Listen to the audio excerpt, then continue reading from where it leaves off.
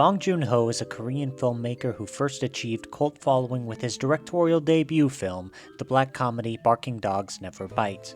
Capitalizing on that momentum, he went out to create a series of genre films with heaping critical and audience success, notably Memories of Murder in 2003, The Host in 2006, and Mother in 2009. All of Bong's films have been South Korean productions, although Snowpiercer, Okja, and Mickey 17 are Hollywood co-productions with major use of the English language. Two of his films have screened in competition at the Cannes Film Festival, Okja in 2017 and Parasite in 2019, the latter earning the Palme d'Or, which was a first for a South Korean film. Parasite is also the highest-grossing South Korean film, although that grammar is slightly misleading because while it's the #1 Korean film worldwide, it's actually only the 24th highest-grossing in South Korea proper. The Host is his highest-grossing film there, ranking all the way up at number 7. After watching a few interviews with him, you'll probably come to the conclusion that the South Korean numbers are the only ones he cares about, really. He was born on September 14, 1969 in Bonghokdong, Daegu,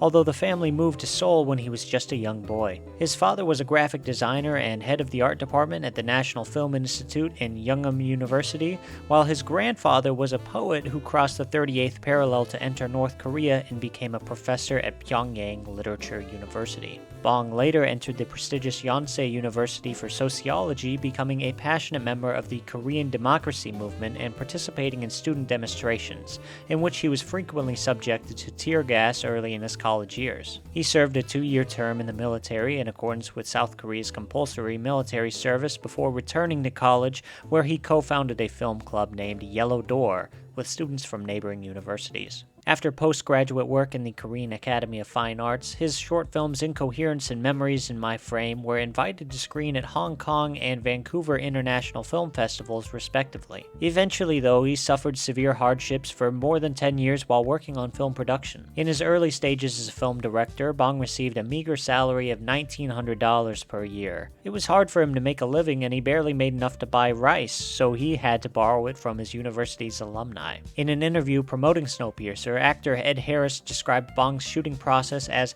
cutting while filming. Harris also said that if I was doing a scene and it was a couple pages long, he would never shoot the whole thing one way. He'd shoot a few lines, like the first beat of the scene, and then he would turn the camera around and get my part of the scene.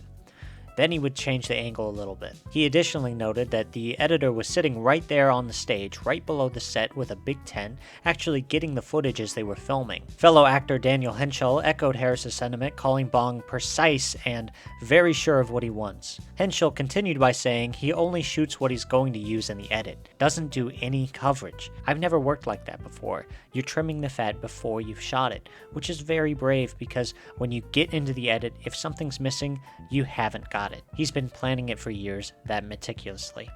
Major influences include Black Orpheus in 1959, the Qatsi trilogy, and Guillermo del Toro.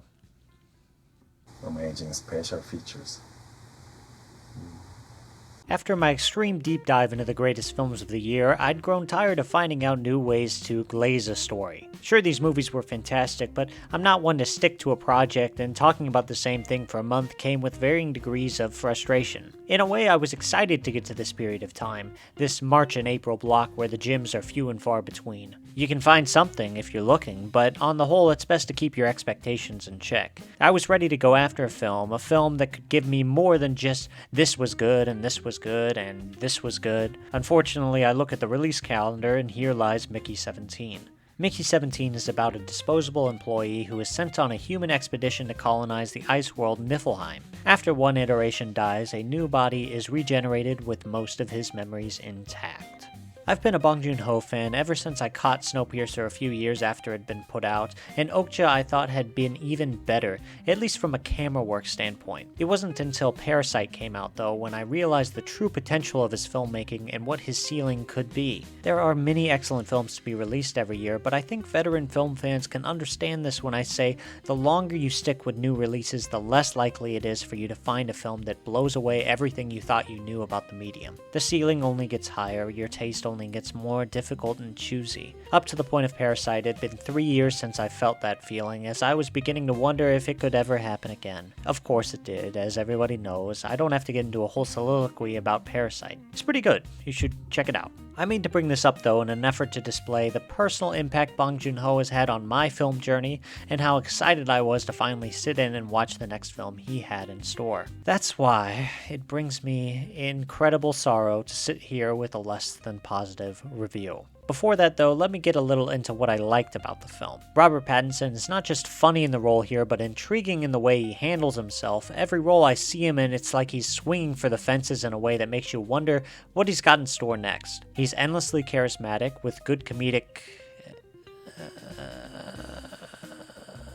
timing, and brings a lovability that makes his character easy to root for. Mark Ruffalo is also a jewel. While his Trump character was a little on the nose, his mannerisms and commitment to the role made it impossible to take your eyes off him. His chemistry with Toni Collette was easily the deepest character dynamic this movie had to offer, and they work off each other in a way that gives you so many questions about what the hell is going on. The comedy as a whole was actually the best part of the picture, and it's what kept it in the territory of a fun, if not forgettable film. To start with those forgettables, I thought the production design was haphazard. It didn't feel like there was much effort put into it, and in many cases I actively found it ugly. Blank backgrounds, typical sets, there's just nothing separating it from your run-of-the-mill activity, save an excellent shot here or there. But speaking of shots, the cinematography works much like the rest of the film in that as soon as it starts to build momentum, it kind of just fades away. Bong's never been known for his definitive style more than he has as a passive master of the craft, but many shots felt like the first or second idea. It's just not what I've come to expect from his work, although,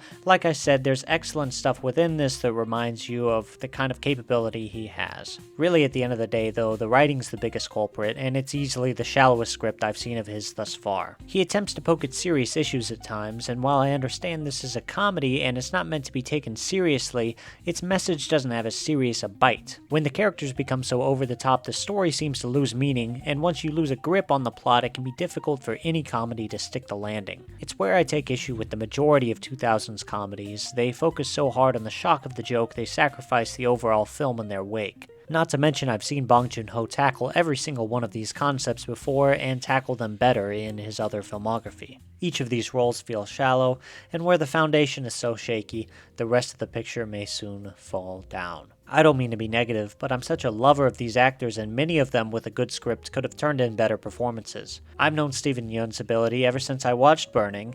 I can see the ability here, and I can see how the script forces him into a one-note performance. There were also some clear issues that came from the editing room floor. One of the subplots felt completely cut out and out of place with the rest of the picture. It felt clunky, awkward at times. Despite feeling half-baked, it still managed to take too long. That's not just an editing problem to me either, because when a film is written so predictably, you basically just have to wait for the inevitable to occur, which it did. Even the sound was weird, with some strange audio dubbing and lackluster atmosphere. So this film, on a technical level, is quite a mess. It salvages itself through a few well-done moments, but those become more rare as the film chugs along. When you look at that, the film becomes to me a question of how much the comedy works for you, and how important an element that is. To me, there were certainly some funny moments, bits that felt exciting like they were come up with on the spot. The physical stuff was definitely the best I've seen in a while. To say it compensated for the film as a whole, though, is disingenuous. I'd say it was closer to keeping it from disaster. I'm still set on Bong Joon-ho's next film, whatever it is, because